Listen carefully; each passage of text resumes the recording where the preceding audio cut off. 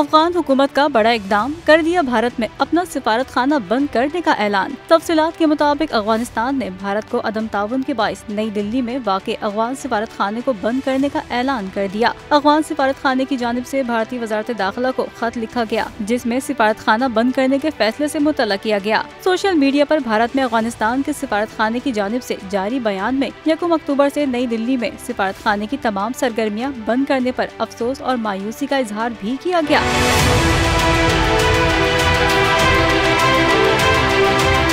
खत में सिफारत खाने की सरगर्मियां बंद करने का फैसला अमले की किल्लत, वसाइल की कमी और भारतीय हुकूमत के अदम ताउन को करार दिया गया और कहा गया कि भारतीय हुकूमत के अदम ताउन के बाइस सिफारती मिशन मौसर तरीके से चलाने में मुश्किलात का सामना रहा, जबकि अमले और वसाइल की किल्लत की वजह से सिफारती ऑपरेशन जारी रखना चैलेंज बन गया था। अफगान सिफारत खाने की जानिब से लिखे गए खत में कहा गया है कि भारत अफगानिस्तान की मुफादात के लिए खिदमात की तवक्कुआत पूरी करने में मुकम्मल तौर पर नाकाम रहा।